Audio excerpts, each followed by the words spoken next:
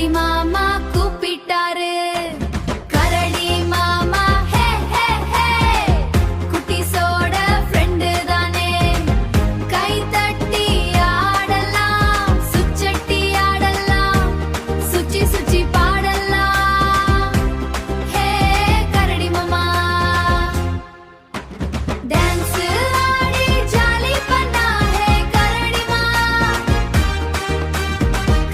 மாமா